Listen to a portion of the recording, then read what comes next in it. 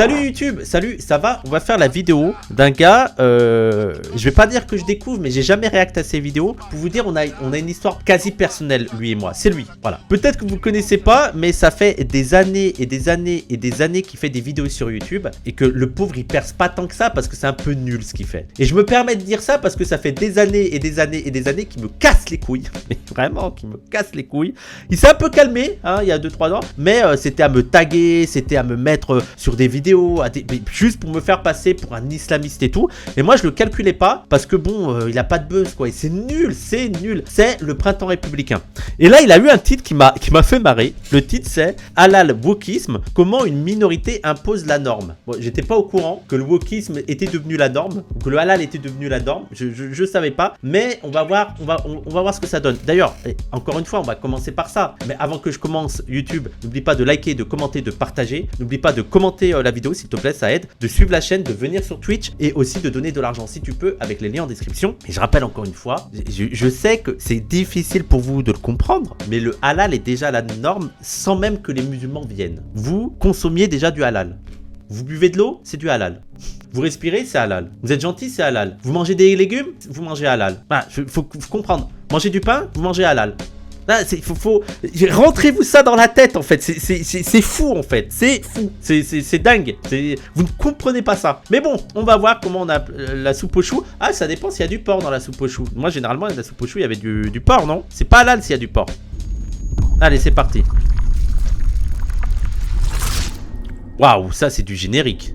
Cyril Chevreau, il a mis un livre dedans parce que lui, il lit des livres. La chaîne littéraire, livre, philosophie et actualité. Oula. Donc on est face à un gros cerveau, préparez-vous parce que je sais pas si j'aurai le niveau. Hein. On va voir si j'ai le niveau. Salut à tous, j'espère que vous allez bien. Vous l'avez vu, aujourd'hui, on va s'intéresser au fait que, eh bien finalement, contrairement à ce qu'on peut croire de manière intuitive, ce n'est pas en démocratie la majorité qui fabrique les normes de la société, mais les minorités intolérantes. Oh, je suis curieux de découvrir ça parce que bon, je sais pas quel exemple il a. Il faudrait savoir c'est quoi les normes, mais il me semble que c'est plutôt la majorité qui impose ces normes. Mais non, voilà, vous ne saviez pas, mais en France, les normes sont imposées, je sais pas, par la minorité musulmane. Voilà, les normes en France, c'est d'être musulman. Ça a été imposé par la minorité. Bon, peut-être qu'il va nous dire ce que ce sont les normes, à partir de quand ça devient une norme, quel est le processus. On va voir, et majorité, minorité, il va peut-être nous expliquer tout ça, mais c'est assez audacieux quand même de dire que c'est la minorité qui impose des normes. Ouais, peut-être la minorité bourgeoise, hein, celle qui a en main le pouvoir. Voilà, ça. Là, je serais d'accord. Voilà, la minorité bourgeoise qui a en main les institutions, ok. Mais la minorité, je sais pas, lui, je pense qu'il va parler des noirs, des arabes, des femmes, des homosexuels qui imposent les normes. Ouais, je sais pas. Donc, ouais, non, on va voir. Alors, je vous l'ai dit, c'est très contre-intuitif, mais très souvent, on pense d'une manière tout à fait, je l'ai dit, intuitive, que, eh bien, finalement, on fait une proposition à une société démocratique, c'est-à-dire à chacun des citoyens par l'intermédiaire de ses institutions représentatives, et on dit, est-ce que vous préférez A ou est-ce que vous préférez B? Ouais, ça arrive tous les jours, ça. Ça arrive tous les jours. Tous les jours, il y a l'État qui nous dit, vous préférez ça ou ça? Ah, vraiment, j'en peux plus des philosophes. De la philosophie idéaliste. Mais de quoi tu nous parles en fait? Quelles sont les situations où il y a la société, les institutions qui nous disent vous préférez ça ou vous préférez ça? Non mais attendez, je vais accélérer un petit peu là, je vais accélérer. Non, j'étais en 1, je vais mettre en 1,2, mais fais un sondage A ou B. La majorité dit si elle préfère A ou si elle préfère B. Admettons que la majorité... Quelle situation? Explique-moi la situation là, c'est quelle confond pas idéalisme et utopisme. Platon chie sur ce mec. Non mais on parle de l'idéalisme tel qu'aujourd'hui dans le monde des idées. Là il est dans le monde de l'abstraction, voilà. Idéalisme dans ce sens-là, Weekend. Il est dans le monde de l'abstraction. Concrètement, de quelle situation il parle? C'est quoi l'exemple concret? Parce que dans le monde des idées, ouais, vous savez tous que la société c'est... les institutions arrivent et vous demandent vous préférez ça ou vous préférez ça. Quand est-ce que c'est arrivé? Je veux dire les référendums. L'exemple le plus concret de ça, ce serait les référendums. C'est quand le dernier référendum? Voilà. Préfère B. Eh bien, la majorité d'entre nous pense qu'on va adopter la solution B, et la solution B va devenir la norme dans la société démocratique dans laquelle nous vivons. Oui, mais c'est contre-intuitif, attention, parce que là, par exemple, voilà, les élections, c'est pas la majorité qui a gagné, c'est la minorité qui a gagné. Eh bien, ce que je prétends vous expliquer aujourd'hui, c'est que ça ne fonctionne pas de cette manière, et c'est ce que nous explique Nassim Nicolas Taleb dans son livre Jouer sa peau. Nassim Nicolas Taleb, je ne connais pas du tout ce gars. Jouer sa peau, asymétrie cachée dans la vie quotidienne.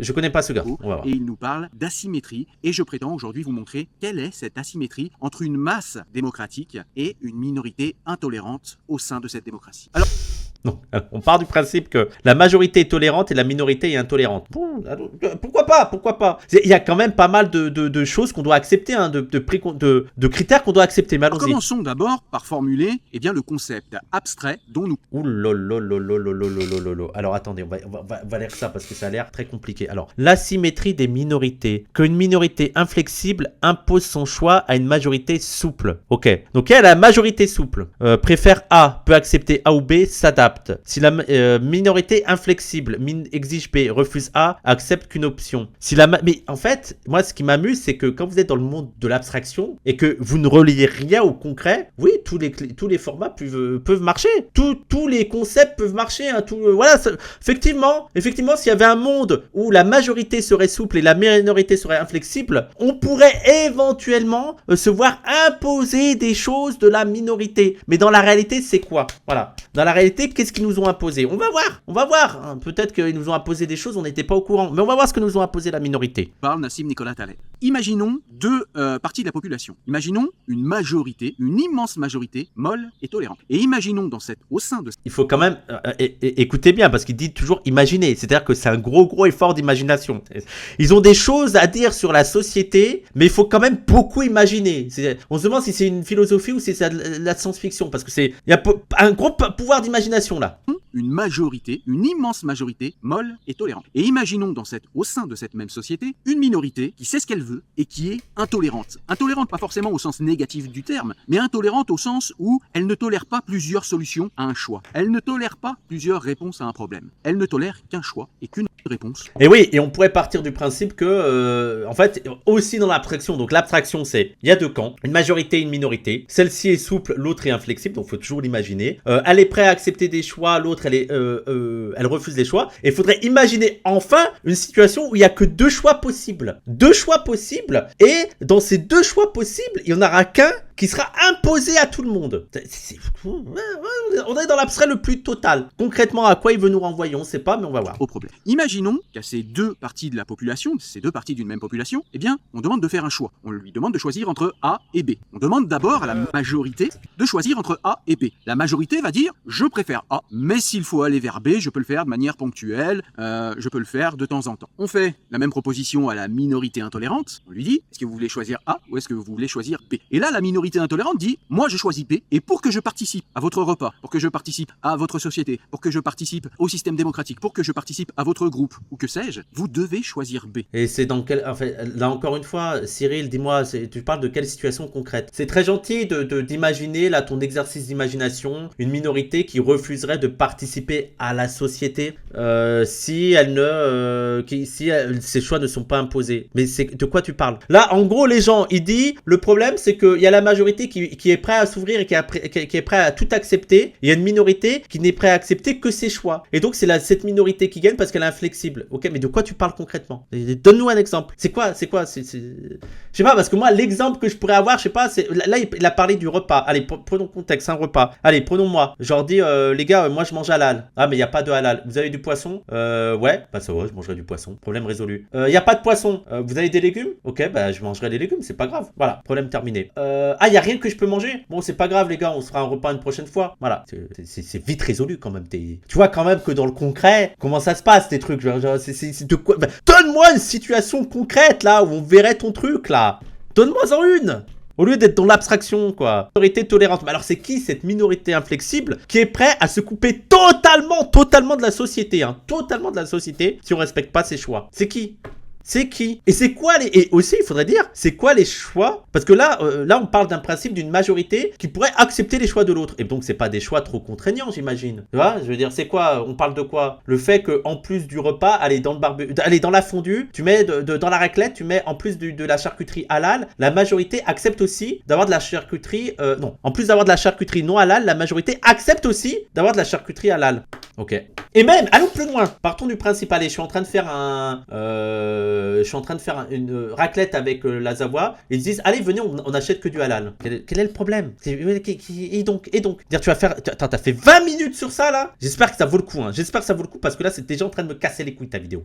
Qui a pas de sens. Refusons, quoi qu'il en coûte et quoi qu'il en soit, de choisir. Oui, et minorité intolérante, t'as quoi? Parce qu'entre intolérant à la souffrance animale et intolérant au vaccin, c'est pas tout à fait les mêmes conséquences. Et puis, il y a des choses où il faut être intolérant, hein. Oui, voilà. Il y a des choses sur lesquelles il faut être intolérant, il y a des trucs...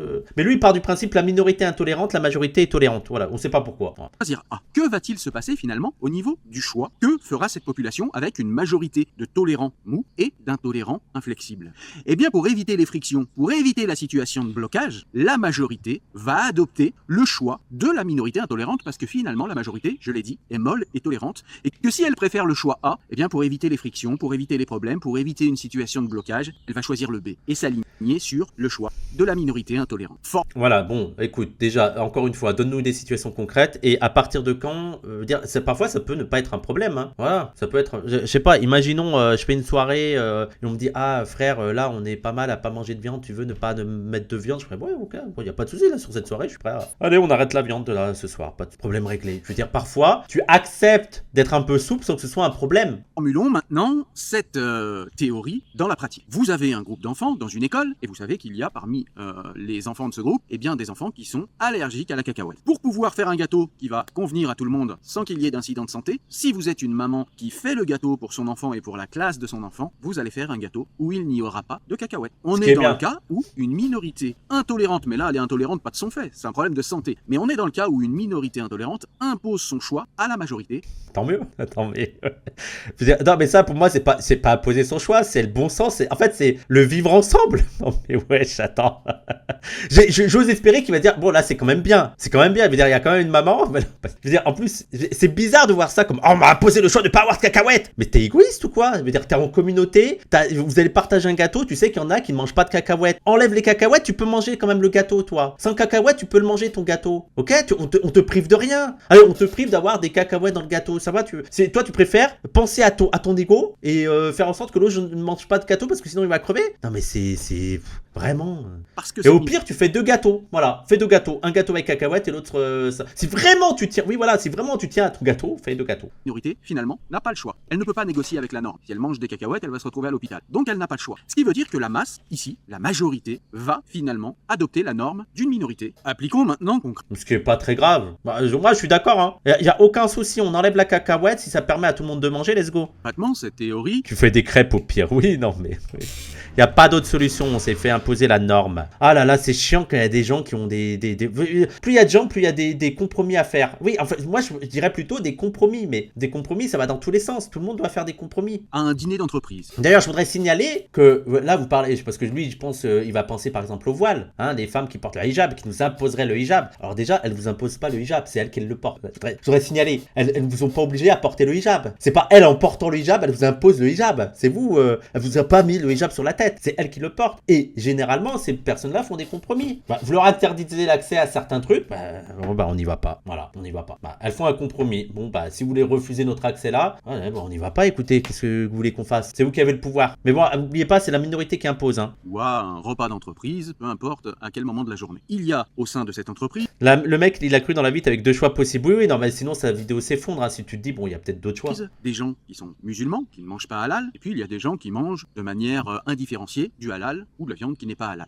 Évidemment, la masse des gens, nous sommes en France, se fout de manger halal. Alors elle préférerait même ne pas manger halal. Mais elle se fout de manger halal, mais elle préférait même ne pas manger halal. Donc elle se fout pas de manger halal. Tu te rends compte que les 2 phrases n'ont pas de sens. Tu peux pas dire elle se fout de manger halal, elle préférait même ne pas manger halal. Donc elle ne se fout pas de pas manger halal. Elle préférait ne pas manger halal. C'est tout. Vous avez 5% du groupe de l'entreprise qui mange halal. Et cette norme halal, pour ces 5%, n'est pas négociable. Il n'y a aucune négociation possible. C'est une croyance, c'est une loi religieuse. Ces gens-là préféreront ne pas manger plutôt que manger des produits qui ne sont pas halal. Mais attends, partons du principe. Oui, moi je suis comme ça. Je préfère ne pas manger que manger halal. Mais c'est quoi, tu voulais me forcer à manger? Je peux venir dans ton truc d'entreprise sans manger. Hein.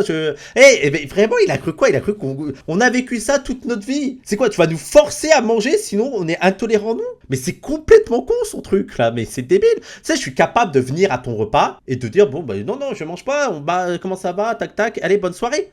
Ouais, non, mais lui, ils sont pas capables de manger du pas halal. Mais c'est quoi le problème? En fait, on peut vivre ensemble malgré tout. Hein. Ça me dérange pas. Hein. Je vais pas manger de porc et on peut pas vivre ensemble parce que je vais pas manger de porc. Mais mange ton porc, on s'en bat les couilles. On s'en bat les couilles. On s'est débrouillé jusque-là sans ça, en fait. Hein, faut arrêter avec ça. Tu vas le forcer à te regarder ne pas manger. Oui, au pire, on mange avant. Mais c'est comme les véganes. Allez, là, tu prends le halal. Prenons les véganes. Le vegan, il mange pas de viande. Ils sont capables parfois de venir très vite à un barbecue et en mode, bon, non, je mange pas. Tu vas faire quoi? Tu vas le forcer à manger ta brochette. Moi, j'ai une cousine à moi, la pauvre. Ça fait 30 ans qu'elle est végétarienne. Elle est tombée dans la pire famille, la famille de rebeux. Mais crois-moi qu'elle venait à tous les dimanches, même les repas et tout. Et elle se débrouillait. Même quand il y avait barbecue, elle allait manger du couscous sans viande. Elle allait manger son petit truc. Elle se ramenait son truc et tout. Elle partageait la vie avec nous. Et pourtant, on n'a pas été cool parce qu'on n'a jamais pensé à faire des trucs végétariens pour elle pendant le barbecue, tu vois. Voilà. On n'a jamais été, on s'est jamais, c'est nous, elle nous a forcé. Hein. C'était nous la majorité qui était respectueuse et elle la minorité intolérante. Hein. Non mais. Eh bien, si vous êtes le responsable des ressources humaines dans cette entreprise et que vous êtes chargé de trouver un traiteur pour faire un repas pour votre entreprise, si vous souhaitez qu'il y ait... Quand le marché déplace la norme majoritaire, tablette plus Florence Bergeau-Black. Oh là là.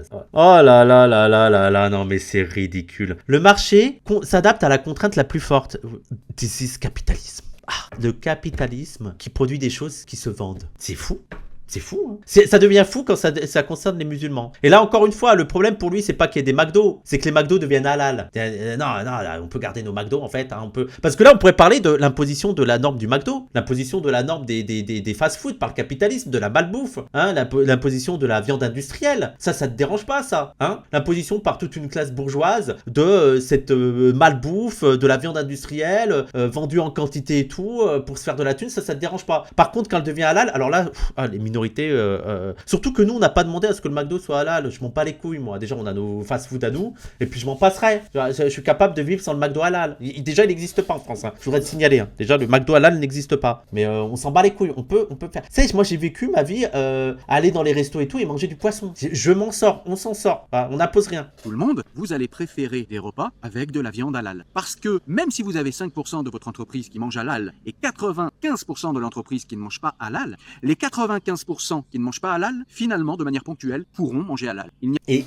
Parce qu'ils présentent toujours ça comme un problème. Parce qu'on part du principe qu'il y a l'entreprise, ok? L'entreprise, la majorité ne mange pas halal, il y a une minorité qui mange halal. Elle se dit, ah, ça vous dit? Bah là, pour le truc d'entreprise, on prend de la viande halal, ça dérange des gens. Dans l'entreprise, personne dit non. Genre, ça dérange personne, parce que ça dérange personne. Et ça devient un problème pour lui. On a imposé le halal. Mais non, on a fait des compromis pour que tout le monde mange. Mais on peut trouver d'autres solutions aussi. À moitié halal et l'autre moitié pas halal. C'est-à-dire, prenons la Zawa. Moi, je mange mon halal, à côté, il y a Arras qui mange son cochon. Voilà. D'ailleurs, il y a beaucoup d'endroits, par exemple, l'île de la Réunion, c'est beaucoup ça. Hein. L'île de la Réunion, moi j'ai des potes qui sont réunionnais et tout, ils nous disent, mais on comprend pas les débats. D'ailleurs, nous on fait le barbecue, on fait la viande halal d'abord, après on fait le porc ensuite, et voilà, et tout le monde est content. Tout le monde est content. Il n'y a pas le c'est une dictature.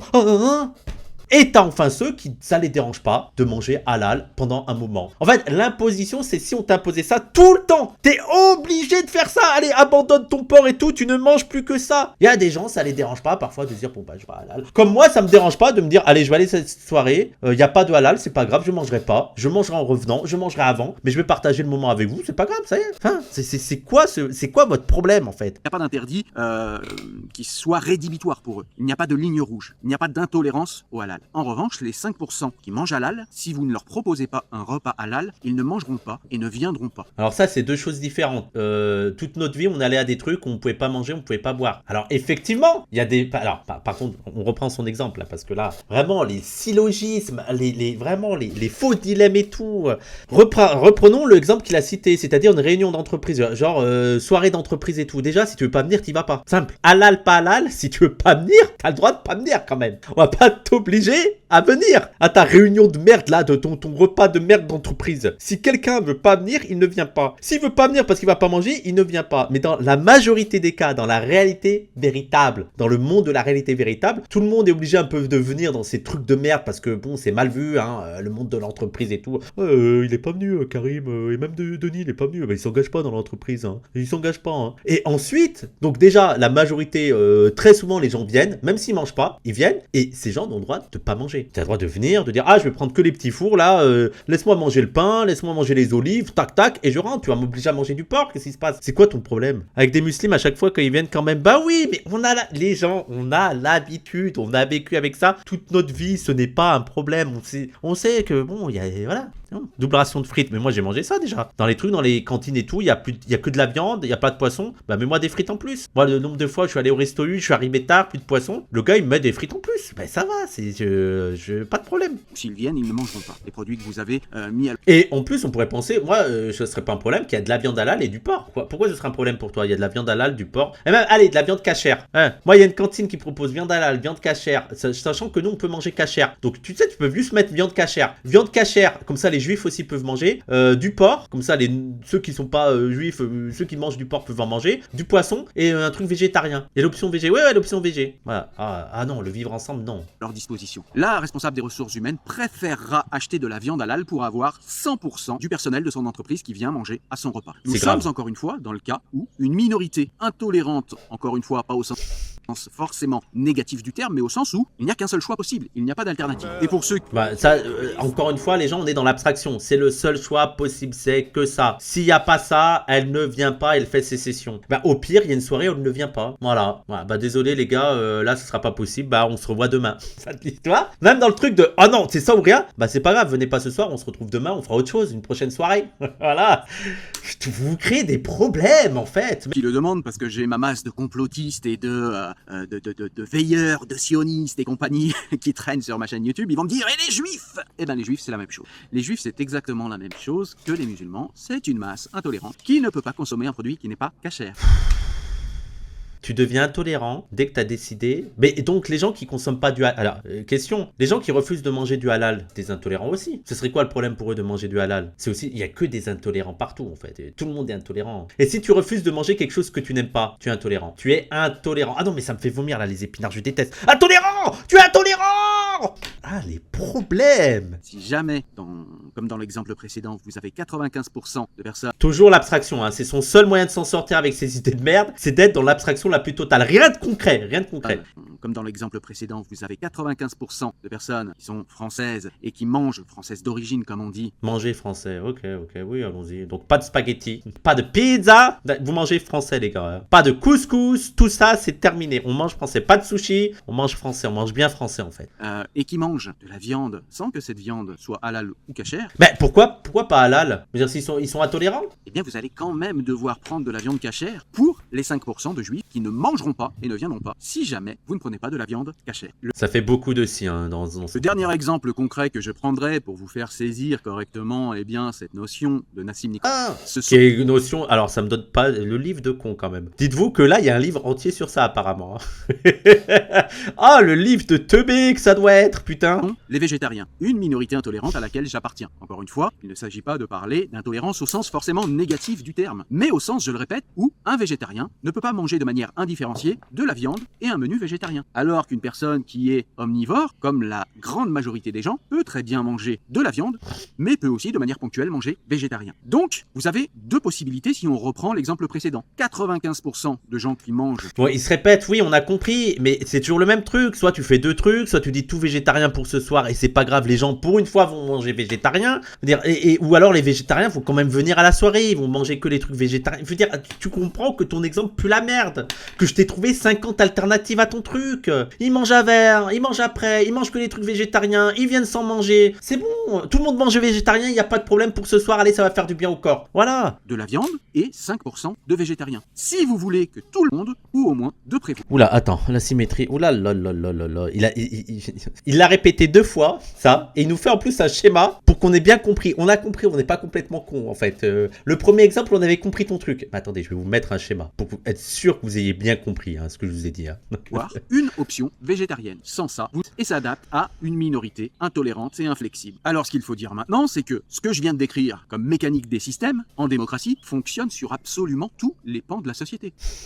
C'est comme ça que marche la société. Là, l'exemple qui nous a pris totalement débile à partir de l'entreprise, où on a montré qu'il y avait d'autres alternatives possibles, et là, il y avait des faux dilemmes qu'il était en train de nous faire, et ben ça marche sur l'ensemble de la société, les gens. Voilà. En matière de féminisme, en matière de laïcité. Waouh, quoi? Fonctionne sur absolument tous tous les... Alors, on est parti, les gens quand même, on est parti de l'exemple de l'entreprise qui est obligée de faire un petit plateau halal pour les gens qui mangent halal à, eh ben c'est pareil pour la société, le féminisme. Voilà. Vous voyez l'exemple que j'ai donné, c'est pareil que le féminisme, les LGBT et tout, c'est pareil, tout est pareil. On nous impose ça. De la société, en matière de féminisme, en matière de laïcité, en matière... Alors, quand la minorité déplace la norme, oui, bon, oui, déjà, il faudrait partir du principe que, est-ce que c'est un problème de déplacer la norme? Première question, est-ce que il faut pas déplacer, est-ce que historiquement, notamment, je pense que toi, tu te qualifies de progressiste. Eh ben, progressiste, c'est de pousser la norme vers une norme la plus progressiste qui soit. Je veux dire, je sais pas, j'imagine que tu n'es pas contre la révolution, tu vois, de 89. 89, ça a déplacé la norme, tu vois. Donc, en soi, ce n'est pas un problème de déplacer la norme. C'est déplacer la norme vers quoi? Mais là, on a l'impression que c'est ça. Le problème, c'est que la minorité déplace la norme. Et effectivement, partons du principe que la norme est homophobe. Hein? La norme est homophobe. Effectivement, ça sera la minorité homosexuelle qui aura le plus intérêt à déplacer cette norme, qui sera à l'avant-garde du déplacement de la norme. Oui, oui, c'est comme ça que ça marche, oui. Oui, c'est normal, c'est logique, c'est elle qui subit ces normes. C'est cette minorité homosexuelle qui subit la norme homophobe. Bah, elle va se battre pour déplacer la norme. Et donc, voilà. Les États-Unis, c'est la négrophobie. Allez, les États-Unis négrophobes. C'est la minorité noire qui subit cette norme. Donc, c'est elle, effectivement, qui va faire bouger la norme. C'est un problème? C'est un problème que cette minorité agisse pour ça? De goût. Oui, et toute la société bénéficiera du déplacement de la norme. Hein, t'es contre, tu trouves que c'est pas une bonne chose si les Noirs se battent pour leurs idées et imposent une société antiraciste? Donc là, refus, majorité souple, mécanisme d'asymétrie à la Taleb, refus clair, adaptation à la majorité, nouvelle habitude, nouvelle norme. Donc prenons sur le racisme. La majorité est négrophobe. La minorité est noire. La majorité dit à une majorité souple. Alors, dans la réalité, tu vois que... allez, quand on prend les trucs concrets, on voit que son truc explose. Parce que la majorité était pas totalement souple hein, sur la truc de la négrophobie. Hein. Tu vois, aux États-Unis, la majorité blanche, elle était pas en mode... Ah non, mais si vous voulez, on arrête d'être raciste. Hein. Non, mais à quel point... Mais, dès qu'on dépasse leur truc de l'abstraction, ça ne marche plus, quoi. Mais allez, minorité inflexible, c'est-à-dire inflexible, elle ne veut pas de la négrophobie. Majorité souple. Bon, dans la réalité, elle n'était pas très souple. Elle voulait préserver le suprémacisme blanc. Mais bon, imaginons qu'elle devienne souple. Elles se disent, ah non, mais ok, nous on est ouvert à la discussion. Vous voulez plus qu'on vous discrimine parce que vous êtes noir? Ok. Donc, déjà, elle refuse. Ensuite, elle s'adapte. Ok, on accepte les noirs. Nouvelle attitude. Donc, la société est plus antiraciste. Nouvelle norme. La négrophobie est refusée. Il faut que la société soit antiraciste. Ah, putain de minorité, hein. Putain de minorité. Et donc ça marche partout, sur les repas, l'école, le langage. Bon, je veux bien qu'ils nous disent c'est quoi la norme qui impose son langage. C'est quoi? C'est les wesh? Il est contre les wesh? Il était conservateur aussi sur le langage? Le langage doit pas évoluer? Bien sûr que c'est les minorités qui imposent des changements dans le langage. Oui, genre toi Renaud, t'aurais été déçu quoi Renaud. Ah non, faut qu'il arrête Renaud avec son langage là populaire et tout, faut qu'il arrête. Gros. L'entreprise, la culture, la laïcité. De nourriture, nous l'avons vu, en matière de littérature, en matière d'idéologie, en politique, en écologie, ou que sais-je. C'est valable, cette mécanique-là est une mécanique des systèmes qui est valable absolument. Le gars découvre la lutte politique, hein. Il découvre ça là, c'est waouh. Ah putain, mais en fait, si les gens luttent pour des droits, ils peuvent obtenir des droits et des changements de société. Waouh. Partout. Et c'est pour ça que je trouve que cette mécanique des systèmes est intéressante et que Nassim Nicolas Taleb en fait bien de nous parler de cette mécanique-là parce qu'elle nous permet de comprendre comment des minorités intolérantes arrivent à imposer ces normes à la majorité. Reprenez l'exemple que je vous ai donné sur les Noirs qui subissent la négrophobie, hein, pour voir à quel point il ne comprend pas le problème de son propos parce qu'il présente ça comme si c'était fondamentalement une mauvaise chose. Donc nous avons parlé concrètement de tous ces groupes. Est-ce qu'on peut mettre tous ces groupes sur un pied d'égalité? Eh bien je pense que non. Le premier groupe est intolérant pour des raisons de santé. Il n'a pas le choix. Le second groupe, le second exemple dont nous avons parlé, le groupe intolérant est intolérant par croyance. C'est un dogme. Le troisième groupe, ce sont les juifs. Pareil, ils sont intolérants par croyance. Le dernier groupe dont on a parlé, le dernier groupe d'intolérants, est intolérant par idéologie. Et est-ce que finalement le groupe d'intolérants est intolérant pour des raisons qu'on peut comprendre sur un seul point dans la société? Ou est-ce que le groupe intolérant est intolérant sur tout un tas de sujets dans la société, sur tout un tas de sujets qui ont à... Mais qu'est-ce qui paragouine lui? Comprendre sur un seul. Donc là, là, les gens, j'ai quand même l'impression qu'il est en train de dire ouais, non, mais les végétariens ils sont intolérants que sur le végétarisme, alors que les musulmans ils sont intolérants sur tout. Point dans la société. Ou est-ce que le groupe intolérant est intolérant sur tout un tas de sujets dans la société, sur tout un tas de sujets qui ont attrait à la même chose, sa croyance ou son idéologie? On y vient les gens. En fait, c'est centré sur les musulmans en fait. Ça va être ça en fait. Ouais, les musulmans ils sont intolérants en fait. On est obligé de s'adapter à eux, alors que les végétariens ça va. Mais les musulmans ils sont vraiment intolérants à cause d'eux. Donc il va faire à cause d'eux, il veut faire son schéma. À cause d'eux, on doit avoir du halal partout. À cause d'eux, on doit apprendre la charia à l'école. À cause d'eux, on doit, y a des gens ils disent Inch'Allah et wesh. À cause d'eux, il y a des femmes voilées dans l'entreprise. À cause d'eux, là, c'est culture. Il y a des spectacles où il y a des musulmans. Et à cause d'eux, la laïcité est menacée. Voilà, j'ai résumé la vidéo. Et est-ce que finalement ce groupe se constitue dans une idéologie totale qui s'impose? Oh là là. Oh là là, oui, allez. L'islam est un totalitarisme. Ça va finir sur ça, les gens. À toute la société, à différents pans. Ce groupe. Qui? Tu parles de qui? Tu parles des juifs? Parce qu'il a cité les musulmans et les juifs, je vais faire le faux naïf. Tu parles des juifs, c'est ça? Ils s'imposent partout, c'est ça que tu veux dire? Non, pas les juifs, non, c'est pas pareil, parce que ils sont peu nombreux, les juifs, donc... Ah putain, mais c'est qui a... Attendez, j'ai vu un gars qui a dit plus ou moins ça, je me rappelle plus de qui, et qui a dit plus ou moins ça. Parce que en fait, ça voudrait dire que lui, il tolère les juifs parce qu'ils sont pas nombreux. S'ils étaient trop nombreux, alors là... c'est vrai que là, les juifs commencent un peu à imposer leur Torah de partout, on voit des kippas de partout.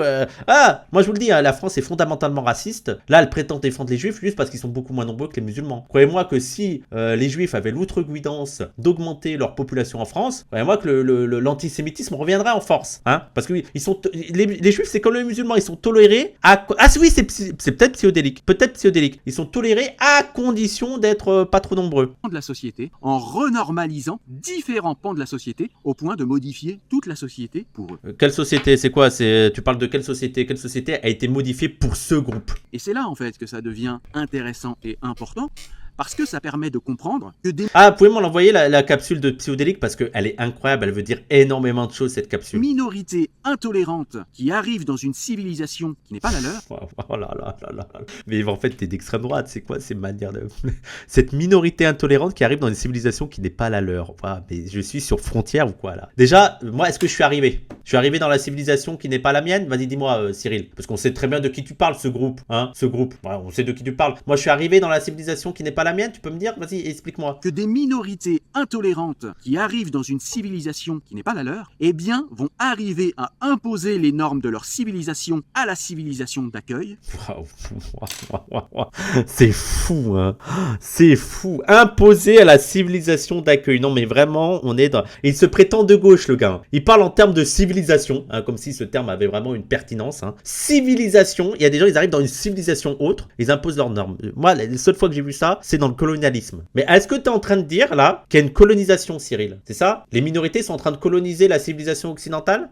Réponds-moi, s'il te plaît, je voudrais ta réponse. Est-ce que t'es vraiment en mode, oui, on est en train de coloniser, c'est ça? Oui, il se dit de gauche, hein. Lui, il se dit de gauche. Serait trop molle et tolérante. Mais attention, ici, il ne s'agit pas de prôner une intolérance bête et violente. Il s'agit simplement de dire que lorsque nous tolérons quelque chose, déjà, il faut se rappeler que tolérer suppose la capacité de dire non. Tolérer, ça n'est pas être bête, et tolérer, ça n'est pas être une serpillière. Tolérer, c'est dire j'ai la capacité de dire non, mais par humanité.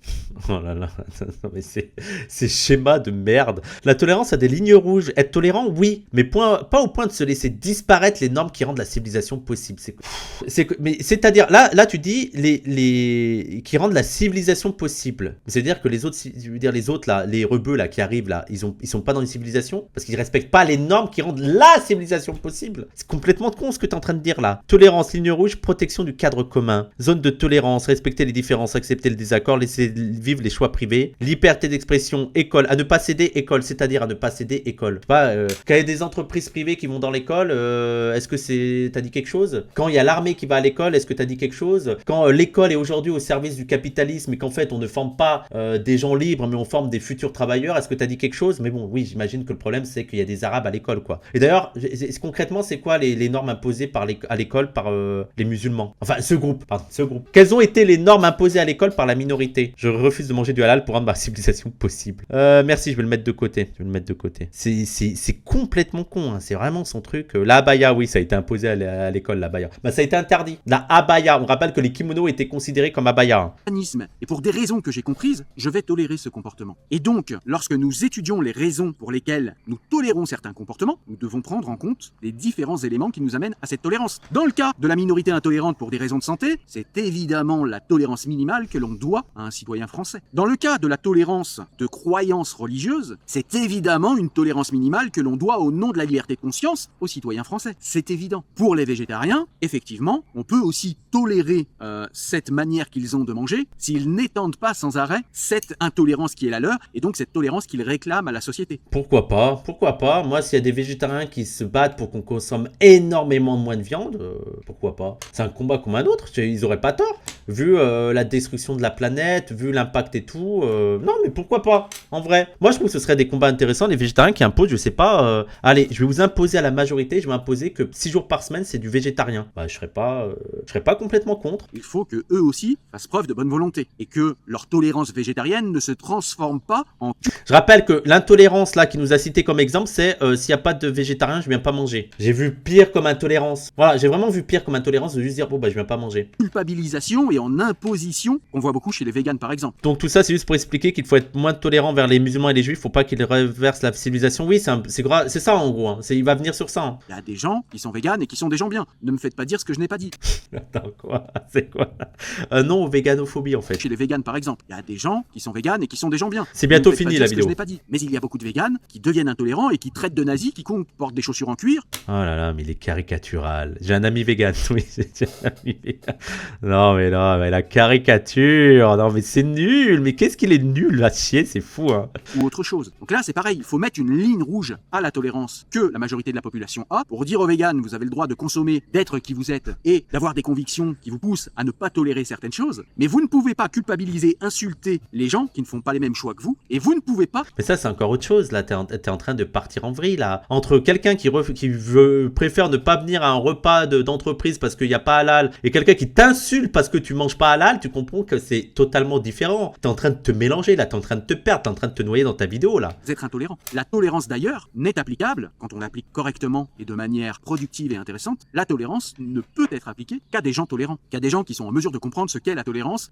Bah oui, c'est pratique. C'est pratique. Et donc, les autres, ils sont intolérants. Donc, faut même pas essayer d'être tolérant. Les musulmans, ils sont pas tolérants. Donc, pourquoi essayer Moi, je ne peux être tolérant qu'avec les gens tolérants. Et je décide moi-même de qui est tolérant. Et d'ailleurs, moi, mon critère de tolérance, c'est est-ce que tu manges halal ou pas halal? Si tu refuses de manger non halal, c'est que tu es intolérant. Donc, je ne serai pas tolérant avec toi, espèce d'intolérant. C'est pratique. Non, mais c'est pratique. Et qui, lorsqu'on les tolérera, ne pratiqueront pas eux-mêmes de l'intolérance envers ceux qui les ont tolérés. Mais vous devez aussi prendre en compte, quand vous réfléchissez à ce que vous tolérez, eh bien des dynamiques qui vont avoir un effet sur les processus de normalisation ou de renormalisation de la société dans laquelle vous vivez. Si par exemple vous avez une minorité religieuse qui n'est pas du tout prosélyte, elle va pas vous poser beaucoup de problèmes. Et c'est comme ça, parce que c'est tous connu, les juifs ne sont pas prosélytes, c'est comme ça qu'il écarte. Donc il a écarté les végétariens, il a écarté lui, et maintenant il écarte les juifs. Donc le vrai problème, ouais compris, on voit quel problème. Non mais les végétariens ça va, les véganes il y en a des biens, les juifs ils sont pas prosélytes. Après, il reste une communauté qui est fondamentalement intolérante et prosélyte et impose toutes ces normes. Lesquelles on ne sait toujours pas. On ne sait pas quelles normes ont imposé les musulmans en France. Mais vous m'avez compris. En termes de normalisation ou de renormalisation de votre société. En revanche, si vous avez une religion appuyée sur une civilisation qui est démographiquement en pleine explosion. Waouh. Non mais là c'est frontière, c'est pas possible là. Tu peux pas te dire de gauche avec cette phrase là. Une religion appuyée par une civilisation, c'est quoi? C'est moi? C'est nous là? Par exemple là, les Arabes en France, on est une civilisation. Non mais c'est fou. Non mais ouais mais attendez là, mais il se prétend les gens, ça c'est un lecteur de comment ça s'appelle Franc-Tireur hein. C'est vraiment le printemps républicain. Lui il est full printemps républicain. Vous avez vu comment ils ont viré facho quoi. Facho, grand remplacement, ils sont appuyés sur une civilisation. Tu utilises des termes, tu ne sais même pas ce que ça veut dire. Genre, là moi je suis une civilisation arabe, c'est ça? Je suis la civilisation arabe. Je représente la civilisation arabe, fils de pute. C'est fou hein. Appuyé sur une civilisation qui est démographiquement en pleine explosion. En pleine explosion. En pleine... La civilisation arabe est en train d'exploser en France. C'est en train d'exploser. Vous vous rendez compte? C'est en train d'exploser. On est passé de 6% à 8% en fait. Vous êtes... voilà. Et qui est en plus ultra prosélyte, eh bien... Elle est pas seulement prosélyte, elle est ultra prosélyte. C'est bien de rajouter des adjectifs comme ça. Cette minorité va poser beaucoup plus de problèmes et à un moment, pour pouvoir stopper le processus de renormalisation... Attendez, faut que je me pose parce que là je sens qu'il va dire une dinguerie. Je suis pas prêt à cette dinguerie là parce qu'il est quand même en train de dire... En gros il est en train de dire les musulmans posent problème. Voilà, c'est 20 minutes pour dire ça à partir de tolérance, intolérance. Mais ils posent problème parce qu'ils sont intolérants. Donc il va falloir être intolérant vers ces intolérants. Allez, on respire, on y va. Et pour empêcher cette minorité de modifier complètement la société dans laquelle vous vivez, vous allez devoir, comme pour les végétariens, comme pour les véganes, mettre des lignes rouges et dire attention, nous te tolérons, nous tolérons tes croyances, nous tolérons tes coutumes, nous tolérons... Il est gentil, hein. Mais c'est qui le nous? Je veux dire, il fait comme si on faisait pas partie de la société. C'est-à-dire, il y a la société et il y a les musulmans, là, il y a ce groupe. Donc, faut que la société dise à ce groupe, nous, la société, on va te dire à toi qui ne fais pas partie de la société, que nous, on n'est pas d'accord. Comme si c'était un nous homogène, hein. La société face aux musulmans. Tolérons certaines de tes pratiques, mais il y a des lignes rouges que tu ne peux pas dépasser. Parce que si tu dépasses... Et quelles sont ces lignes rouges? Et pourquoi ces lignes rouges seraient légitimes? Vas-y, cite-moi les lignes rouges et partons discutons. Quelle est la légitimité de ces lignes rouges? Voilà. Moi, je veux bien que tu me dises, hein. Ligne rouge, c'est nous qui allons devenir intolérants au fait que tu aies dépassé la ligne rouge. Et c'est ce que ne fait plus, je pense... On peut voir, on peut voter la couleur des lignes. La masse, la majorité de la population occidentale. Elle a des concepts... Ah ouais, non, je croyais qu'il allait dire les Français en général. Non, c'est vraiment la majorité de la civilisation occidentale. Ah ouais. Mais à quel moment t'es de gauche, frère, en fait? Faut que tu m'expliques. À quel moment, là, avec là, t'as une vidéo qui aurait pu être sur frontière, mais totalement frontière, valeurs actuelles, toutes ces merdes-là. Et il se prétend de gauche, là. Ouais, toute la civilisation occidentale refuse de mettre des lignes rouges. Ah bon, il n'y a pas, prenons des exemples, il n'y a pas toutes des lois contre les musulmans. Il n'y a pas la fermeture de mosquées. Il n'y a pas, y a pas l'interdiction de la baya. Genre, on n'est pas en train de faire des lois islamophobes. Enfin non, pour toi, c'est pas des lois islamophobes. On n'est pas en train de faire des lois qui sont en train de limiter la pratique des musulmans. On n'interdit pas aux femmes voilées certains secteurs. On n'interdit pas... on a même interdit aux joueurs de foot de porter des collants hors hiver, hein, sous prétexte de lutter contre le salafisme. De quoi tu me parles, en fait? Genre, ils font rien. Est-ce qu'on peut revenir dans la réalité véritable, dans le monde concret, mon petit Cyril? Redescends sur terre, en fait. Voilà, arrête d'être dans le monde des idées, hein, dans ton abstraction, de boire pendant le ramadan. Flou. Elle a des mœurs floues. Elle ne sait plus pourquoi elle fait ce qu'elle C'est pas un apostat, ça, les gens, hein. C'est pas un apostat. Hein. Elle ne sait plus pourquoi elle est ce qu'elle est. Et on dirait que le seul axiome qui rassemble tout le monde en terre occidentale, c'est une tolérance bête et imbécile qui ne sait même plus ce qu'elle tolère, ni pourquoi, ni comment. Mais c'est quoi qui rassemble la civilisation occidentale? Dis-moi, dans l'histoire et tout, comment tu définis la civilisation occidentale et qu'est-ce qui la rassemble? Et qui se trouve, en ayant une préhension religieuse de la tolérance, qui se trouve dans une position où elle tolère tout et n'importe quoi, et où, eh bien finalement... Là, on est les gens, quand même, notons quand même la prestation du gars, quoi, la performance, quoi. On est en 2026, montée de l'extrême droite partout dans le nord global. On a Trump aux États-Unis, on a Meloni en Italie, on a l'extrême droite qui monte partout, hein. Il arrive quand même à nous dire que la civilisation occidentale ne sait être que tolérante, en fait. Voilà, elle va se perdre par sa tolérance parce que c'est tout ce qu'elle est capable de faire, d'être tolérante. Non, je l'aurais pas tenté. Moi, celle-là, je l'aurais pas tenté. Je t'avoue que vu l'actualité, je l'aurais pas tenté. Mais bravo. Toutes les normes occidentales, toutes les normes françaises, puisque nous sommes ici en France, eh bien, sont déplacées, bousculées, changées, sans qu'on réfléchisse au pourquoi du comment, sans qu'on se demande si finalement... Lesquels? Vas-y, dis-moi, lesquels? C'est quoi? Il y a des kebabs, c'est ça? C'est ça ton problème? Il y a des gens qui mangent halal? Ça te pose problème? Pourquoi ça te pose problème qu'il y ait des gens qui mangent halal? Voilà, parce que le seul truc qui pourrait aller un tant soit peu rentrer dans les normes, c'est le fait que le halal soit accepté. Hein, la viande halal, hein, je rappelle, parce que le halal, tu bois de l'eau, c'est halal. Mais le fait que, bon, il y a plus en plus de gens qui s'en foutent de manger de la viande halal. Eh ben, explique-moi en quoi ça devrait nous inquiéter. Voilà. Le fait de faire bouger, et ça peut être le cas parfois, faire bouger ces normes est une bonne chose ou non. Et nous nous mettons à tolérer l'intolérable et à avoir au sein de la société des comportements qui deviennent intolérables, des normes qui sont clairement intolérables. Du genre... Et nous n'arrivons même plus à comprendre comment on en est arrivé là. Il faut donc, à mon avis, se remettre à l'aise avec le fait que nous devons être tolérants envers ce qui est tolérable. C'est une lapalissade de le dire. Là, tout ça, il veut dire il faut qu'on accepte le fait d'être intolérant. Il va venir tout ça sur ça. Faut qu'on accepte le fait d'être intolérant envers les musulmans parce que c'est un danger. C'est ça son truc, en fait. Nous devons signifier des lignes rouges claires et expliquer pourquoi ces lignes rouges sont là et les décider de manière démocratique avec la masse, avec l'ensemble et cette fois la majorité de la population et faire respecter ces lignes rouges à toutes les minorités et leur expliquer... Ce qui n'est pas le cas hein, aujourd'hui. Hein. Je sais pas, tous les débats sur le voile, une femme voilée dans la rue, c'est un problème et tout. Non. Je sais pas, oui, mais non, ce n'est pas le cas aujourd'hui. Une fois que dépasser ces lignes rouges, c'est faire face à notre possibilité de dire non à la tolérance. Et lui, aucun problème. Moi, je voudrais dire, il me semble que là, le problème sur l'intolérance et la tolérance, ce serait plutôt une tolérance de plus en plus grandissante des idées d'extrême droite, tu vois. C'est ça qui poserait problème, parce que là, lui, le vrai problème, c'est l'imposition de normes musulmanes. Je sais pas dans quelle société il va, mais l'imposition des idées, là, la norme de, par exemple, le grand remplacement. Ça devient normal de dire qu'on vote au Rassemblement National, ça devient normal de dire qu'il y a trop d'immigrés, ça devient normal de dire que, bon, faut virer les gens, ça devient normal de parler de grand remplacement, ça devient normal de parler de civilisation occidentale qui serait envahie par une explosion démographique de minorités qui viennent d'ailleurs. Est-ce que on pourrait discuter de ça? Comment ça se fait que ça a été imposé ces normes-là? Non, ça l'intéresse pas, ça. Ça, c'est pas le problème de l'intolérance, de la tolérance, ça c'est autre chose. Hein. De tout. Oui, lui, il vote RN sans problème, oui. N'importe quoi. Et on comprend de cette manière-là pourquoi finalement, eh bien, la société occidentale, les sociétés occidentales et la société française, eh bien, sont si faibles devant le wokisme, devant le... Mais ils veulent quoi de plus en fait? Ils veulent quoi de plus contre le wokisme? Donc définis-moi déjà wokisme. Et c'est quoi qu'ils veulent de plus contre le wokisme en fait? C'est quoi? C'est genre faut enfermer les gens?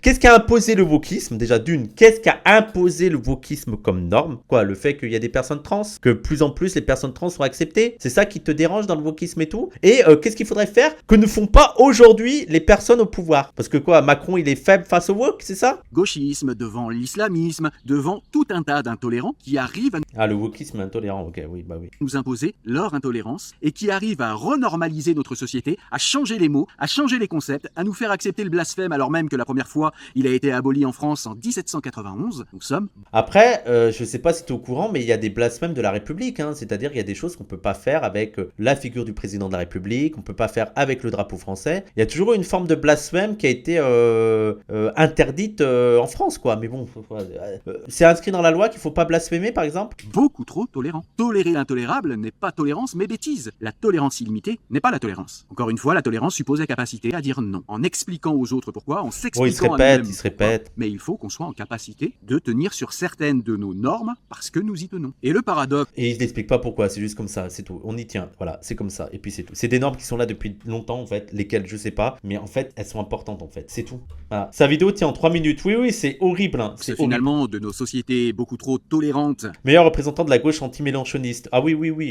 Et de la tolérance, c'est que si nous sommes trop tolérants, nous l'avons vu dans cette vidéo, ce sont, et c'est ce que nous dit Nassim Nicolas Taleb dans Jouer sa peau, ce sont les intolérants qui prendront le pouvoir dans les sociétés tolérantes et qui rendront ces sociétés tolérantes très intolérantes quand ils auront renormalisé et laissé par... Bon allez, tu te répètes là, c'est bon. Allez, une majorité qui s'adapte à tout finit par vivre dans le monde de ceux qui s'adaptent à rien. Ok, bah tu me diras dans quelle société, voilà. Activement libérale et tolérante, si nous voulons la préserver, nous devons la protéger. Oui, tu te répètes là, c'est bon, tu vas répète encore. De Nassim Nicolas Taleb, je vous mettrai quelques citations d'ailleurs de Nassim Nicolas Taleb, parce que certains qui lisent Nassim Nicolas Taleb via ChatGPT, via des résumés qu'ils trouvent sur internet, me disent souvent « Non mais Nassim Nicolas Taleb ne parle pas de civilisation, il ne parle pas de ceci, il ne parle pas de cela. » Nassim Nicolas Taleb parle de l'islam, parle du judaïsme, parle de civilisation, il traite tout ça. Ah, pour lui c'est une civilisation l'islam? Ces sujets dont jouer. L'islam est une civilisation. Ah mais j'en ai marre. Et je vous incite à lire ce livre parce qu'il est intéressant à plus d'un titre et il ne parle pas que de ce concept. Il y en a plein d'autres qui sont intéressants d'en jouer sa peau. Je vous remercie et je vous dis à très bientôt sur la chaîne.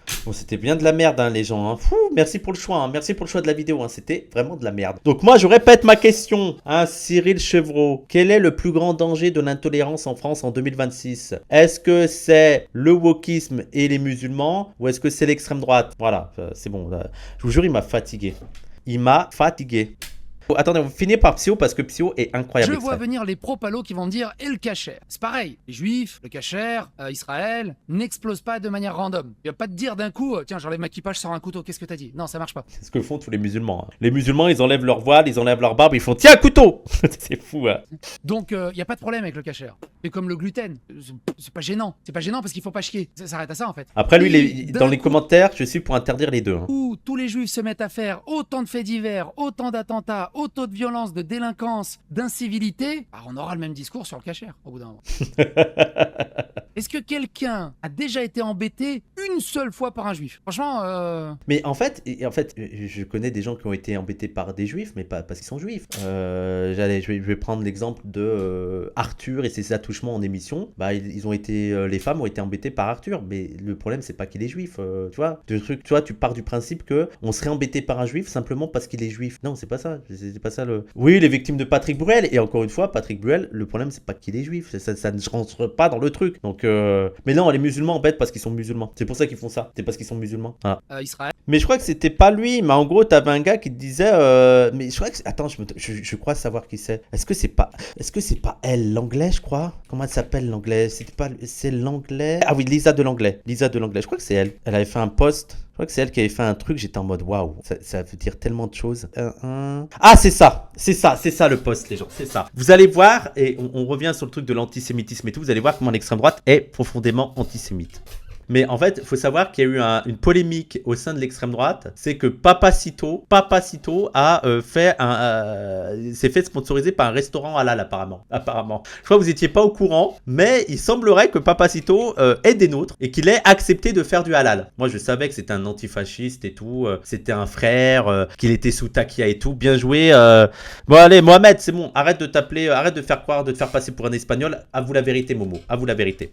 Mais donc, regardez ce post. Moi, il m'a fait mourir de rire. Papacito se fait sponsoriser par un restaurant halal. C'est-à-dire que si l'info est vraie, attendez, si l'info est vraie, vous n'imaginez pas le somme que j'ai. C'est-à-dire que moi, jamais de ma vie, j'ai été sponsorisé même par un truc halal. Je passe sous les radars des trucs halal et Papacito se ferait sponsoriser par un resto halal. Alors là, c'est non. Alors là, je refuse, je fais une protestation. Laissez-nous, en fait, les fachos, qu'est-ce qui se passe là? Laissez-nous le halal, en fait. Il y a un moment donné, nous aussi, on veut gagner de l'argent. J'ai été convié à un repas d'influenceurs et de politiques dans ce fameux restaurant. Hors de question pour moi de manger halal, mais cela a révélé une grosse hypocrisie de la part de certains droitards. Ça, je comprendrai pas, les gens, ça, je comprendrai pas. Mais bon, j'imagine qu'elle va dire que ça finance l'islamisme ou que sais-je, bref. J'ai donc dénoncé le fait que ces personnalités de la lourde droite chrétienne, qui vivent en criant sur tous les toits qu'il faut revenir aux valeurs traditionnelles et préserver notre patrimoine, financent en parallèle l'islamisation de la France. Une sacrée incohérence et une malhonnêteté à mon sens. Donc voilà, faut savoir qu'à chaque fois que vous mangez halal, les gens vous financez l'islamisation de la France. Donc tout ce que j'ai à vous dire, c'est continuer à manger halal, ne mangez que du halal. Tous ceux qui ne mangent pas de viande halal, qui ne vont pas dans les kebabs halal, dans les restaurants halal, sont des traîtres. Voilà, je rappelle que moi, je suis le représentant du PCF, du parti du califat français, et la ligne est simple. On mange halal ici pour participer à l'islamisation et à l'imposition du PCF, du parti du califat français. Parce que grosso modo, d'après lui, si on ne mange pas de produits du terroir, on est des fiottes. Mais c'est apparemment ok de fréquenter ou de se faire sponsoriser par un établissement halal. Mais c'est quoi cet établissement qui sponsorise Papacito? Moi, je veux savoir. Ou en partie halal, d'après les informations rendues publiques. Nos restaurateurs... Nos restaurateurs français ont besoin de soutien et sont assez nombreux. Alors j'ai interpellé Papacito qui s'est empressé de me bloquer. Ma communauté qui ose lui en parler se fait bloquer aussi. Il doit être gêné. Sa fanbase m'envoie des messages très cordiaux mais complaisants envers Papacito car il ne semble pas savoir ce qui implique le fait de manger halal de temps en temps. Après nos échanges... Donc en fait là c'est le problème des fachos. Ça c'est un vrai problème, c'est un vrai dilemme pour eux. Hein. C'est qu'ils aiment les fast-food. Hein. Ah ils ont envie de se faire des kebabs. Ils ont envie de faire des taste crusty. Ils ont envie de faire des tacos. Mais le problème c'est que bon la majorité c'est halal quoi. Donc tu sais c'est comme toi quand tu utilises ChatGPT ou que tu fais un Uber Eats, tu vois, t'as un peu un mode ah putain merde ça fait chier, tu vois, t'es un peu ou que tu vas faire un bain, t'as un problème de conscience, t'es en mode putain c'est pas cool, ou que tu vas boire une boisson, tu vois, t'es ah quand même et bah eux ils ont ça avec le fast food. Quand ils vont dans le fast food ils ont vraiment ce truc ah bordel. Politiquement est-ce que je suis pas dans une dissonance cognitive? Bah voilà. Manger halal finance directement l'islamisation via les organismes de certification et ou la Grande Mosquée de Paris. Bon, l'islamisation via la Grande Mosquée de Paris, quand tu connais la ligne de la Grande Mosquée de Paris, j'ai envie de dire Lisa, détends-toi, pète un coup. Voilà. Vraiment, si c'est l'islamisation de la Mosquée de Paris, je pense que tu vas t'en sortir, il y aura pas de problème, ça va aller. J'en étais où? Plusieurs millions d'euros par an. ans. On va conquérir la France avec plusieurs millions d'euros par an. Je crois que ça doit être 10 millions, 15 millions. Bonne chance pour conquérir la France avec ça. Hein. Qui servent à financer le culte, les activités des mosquées, les imams, l'influence institutionnelle de l'islam ainsi que les associations musulmanes. Bon, la stratégie n'a pas l'air payante parce que pour l'instant on n'a rien quoi. On n'a aucune main sur aucune institution ni rien. Donc voilà. Oui, bah il faut pas manger chinois non plus. Ça c'est ce que répondent les contradicteurs. Manger chinois ne revient pas à financer une religion qui ponctionnerait à une dîme pour construire des temples ou promouvoir une idéologie expansionniste partout en France. Le halal n'est pas neutre. Il normalise et finance un réseau religieux parallèle. Je vois venir les propalos qui vont me dire et le kasher. Ça me poserait problème si c'était comparable. Je pourrais dire que le kasher finance aussi des institutions juives via la taxe cash-route. Ça me fait rire le nom. Certes, mais le kasher ne pose pas le même enjeu démographique, culturel ou séparatiste que la montée du halal. Pas de pression pour ne l'imposer que ce soit dans les cantines, supermarchés, marchés de Noël ou ailleurs. Si c'était le cas, je le dénoncerais de la même manière. Donc elle est clairement en train de dire les juifs ne posent pas problème parce qu'ils sont pas nombreux. Je trouve ça fou. Elle a littéralement dit non mais ça va, il y a pas trop de juifs. S'il y avait trop de juifs, je l'aurais dit. C'est fou. L'antisémitisme non mais je pense qu'ils se rendent pas compte de ce qu'il vient de dire là. Elle est clairement en train de dire non mais s'il y avait plus de juifs qui voudraient manger kasher, je dénoncerais les juifs. Hein. Voilà. L'extrême droite n'est pas un refuge. Hein. N'est pas un refuge pour les juifs. Hein. Bon après le reste. Voilà, on s'en bat. C'était juste ce passage, j'étais en mode ah ouais. C'est vraiment, on tolère les juifs parce qu'ils sont pas nombreux. Hein. C'est littéralement ça. Hein. On tolère les juifs, ils sont pas beaucoup donc ils cassent pas les couilles. Par contre, s'il y a beaucoup plus de juifs, aïe. Là, il faudra qu'on reparle, je dénoncerai tout ça. Hein. Mais bon, voilà. Bon, l'antisémitisme de Lisa de Langlais, écoutez, qu'est-ce que vous voulez. Elle est raciste hein, de toute manière. Hein. Donc, comme toute bonne raciste, elle est tout aussi islamophobe, qu'antisémite, que négrophobe et tout. Hein. Voilà. Bon, allez. Et n'oubliez pas, mangez halal, mangez kasher, mais surtout ne mangez pas français. Voilà. Ma ligne maintenant, c'est que le français, ça dégage. Je vais le dire à Raz, c'est terminé le porc. Tu te débrouilles, tu trouves autre chose. Tu trouves un substitut au porc, mais tu ne mangeras plus de porc et je vais imposer le halal à l'Azawa. Allez, likez, commentez, partagez et portez-vous bien.